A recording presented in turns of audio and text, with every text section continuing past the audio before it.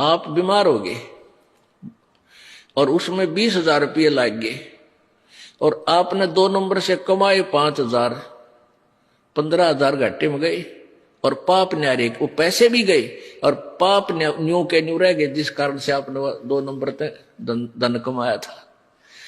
एक व्यक्ति का इकलौता पुत्र था, वो बीमार हो गया।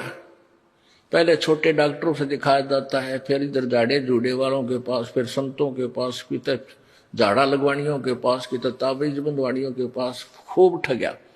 फिर डॉक्टरों ने आखिर में यहाँ लोकल डॉक्टरों ने कह दिया कि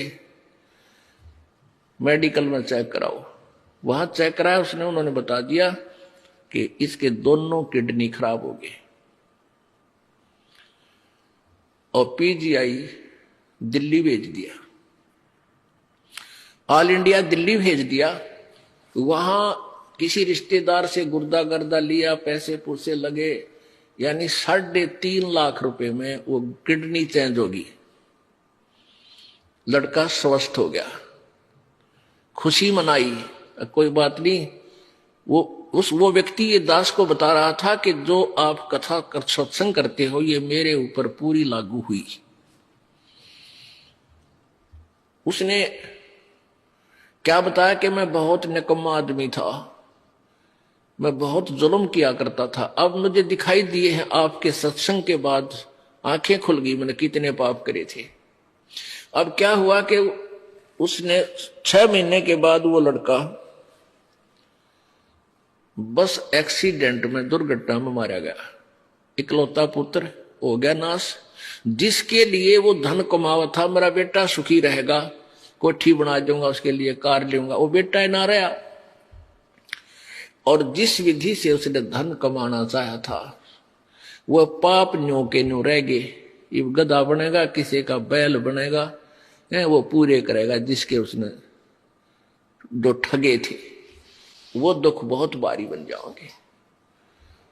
उसने बताया था कि मेरा जो धंधा था कैसेटों का था, पर हर में शुरू में ये कैसेट 40 थी, जो 32 रुपए की कैसेट मिला करती, ये 10 भी लाया करता, आज से 20 वर्ष पहले 32 रुपए की।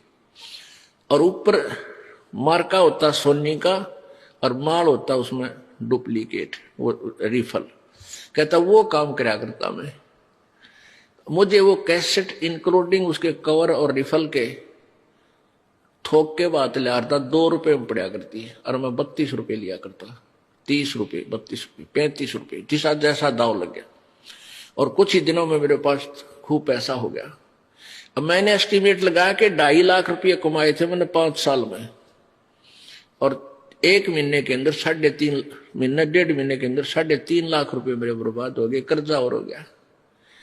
और इस दास ने बताया कि ये पाप तेरे ऊपर न्यू के न्यू रह गए, ये भोगने बेटा बाकी है, पैसा रहा नहीं।